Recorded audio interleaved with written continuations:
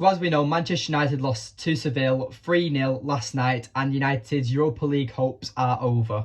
But we go again. We're against Brighton in the FA Cup semi-final at Wembley on Sunday, and it is going to be a tough game. It's going to be a very tough game.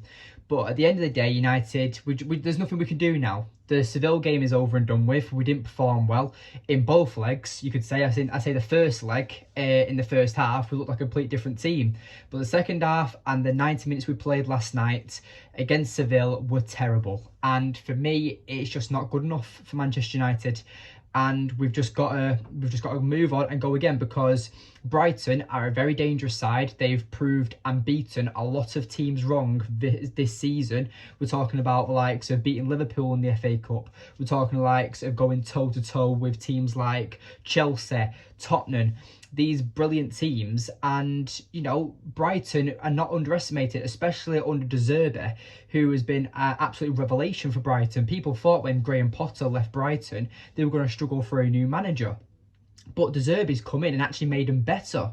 So that just shows you what type of manager he's in. He is. And Pep Guardiola's been open about the new system at Manchester City, about how he's took little bits of De Zerbi's tactics and he's made it his own. I mean, that's the ingenious of Pep Guardiola. But if he's looking at a Brighton manager for a new idea, then that just shows you how good Brighton have actually become. Obviously, they've got very dangerous players. For me, probably their key player in this game is going to be McAllister, because I think that he's a brilliant playmaker. United are linked to him in the summer, but I do think that despite all that, he's a very good player. People, if you think he's overrated, if you think he's underrated, I do think that McAllister is a very dangerous player for Brighton, and he can cause a lot of threats. He's a very good set piece specialist. He's very good, but he can make a killer pass and just completely cut open the defence.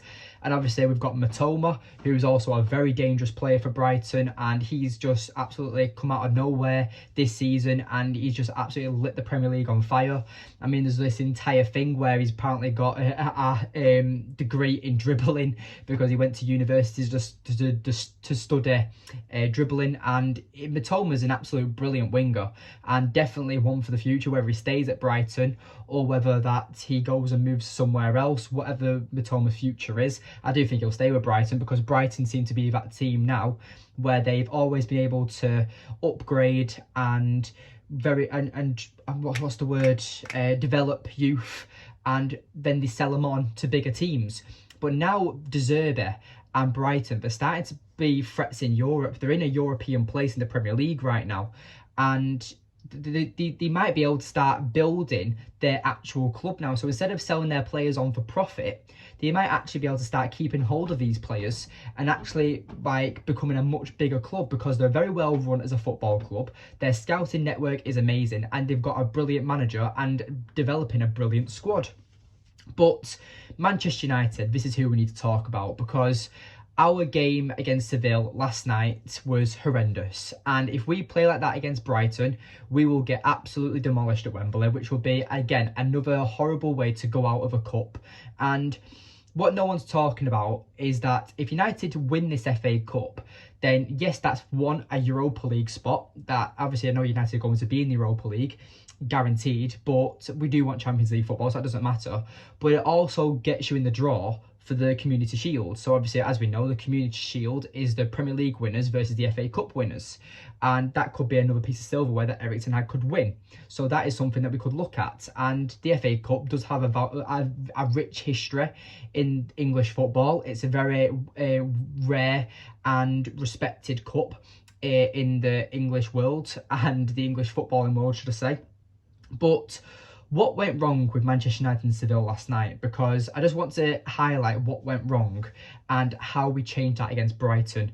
First of all, we need to try harder, because we were outfought mentally and outfought physically against Seville, and we just made them. United were that bad. We made Seville look good. Seville weren't good last night. It was key mistakes from Manchester United that cost them the win. It was United's game to lose almost. And we know Seville, the Europa League is their competition. They've won it the most out of any other team in the world in that European spot. And Seville are a very dangerous side when they want to be, especially in that competition. But Brighton, for me, I think they're much better. They're much more organised. organised and they're 10 times better actually than Seville, and United have got a difficult game on their hands. So the team, how I think Erik ten Hag is going to set up, obviously we have Harry Maguire suspended, but this is how I think the team is going to plan out. I think it's going to be David De Gea. I think it's going to be Wan-Bissaka on the right, Victor Lindelof as the right centre-back, Luke Shaw as the left centre-back, and Diogo Dalot as the left-back, or the inverted left-back if you want to call him. We'll have Casemiro as the holding midfielder. I think it'll be either Sabitzer or Sabitzer or Fred, and then Bruno Fernandes. I do think that Eriksen will miss out on this game. I just think that now Erik ten Hag knows that Eriksen hasn't been playing well the last few games, he might drop him, and he is a good option to bring off the bench. And I do think that the front three is going to consist of Antony, Rashford and Sancho, because as we saw last night, that Martial went off with another injury, and I'm going to make a video on Martial in a few days, so stay tuned for that one. And for me, I think that that's going to be the front three. I don't think Sancho should be playing. I would much rather play Rashford on the left and Weghorst through the middle, because whether you like Weghorst or not, for me, Weghorst is one of them players where he is consistent. He might be consistently bad, but he has offered more than what Martial has offered since Martial's been back.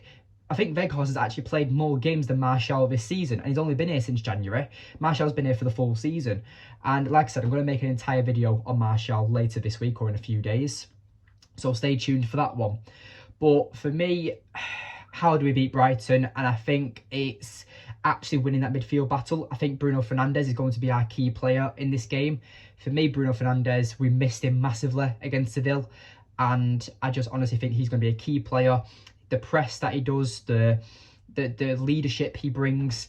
For me, Bruno Fernandes is probably our most important player, probably our best player in the squad. He's very underrated. He gets a lot of hate. He's very criticised in our fan base, by the media, by commentators. Anywhere Bruno Fernandes does, or wherever he goes or whatever he does, Bruno Fernandes will always be criticised. And for me, I think he's a very key player for Manchester United, and I think he's going to be the game changer against Brighton. Score prediction wise, I'm going to go for a 1-1 draw, and it goes to penalties and United win on penalties, which will be a very nerve-wracking game.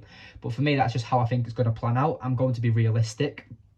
And for me, I think that because as well, Brighton aren't typically good at penalties. I spoke to a Brighton fan the other day. I went on a Premier League show and I spoke to a Brighton fan, and we did like a little preview on there, and she turned around and said that if Brighton want to progress to the final, we have to win in the 90 minutes or in the extra time, because we are terrible at penalties. I can name 2 or 3 Brighton players, and then after that, our penalty takers aren't there. And that was her words. So it just shows that maybe United could maybe draw out a draw and go to penalties, because as we know, United have a lot of strong penalty takers. So that could be a way for Manchester United to possibly sneak a win and progress to the final of the FA Cup. But I am going to go for a 1-1 draw for Manchester United, and United win on penalties. And I'm not going to say the penalty score because that's ridiculous, but if I was to give you a score, I'd go for 5-4, and that's literally my only opinion, and that's the only score that I'm going to give, because I don't want to jinx it, because I would hate it if it goes to penalties because of how nerve-wracking it is. But yes, thank you for watching today's video. Please remember to like, subscribe, comment and share, and I'll see you in the next one. Goodbye.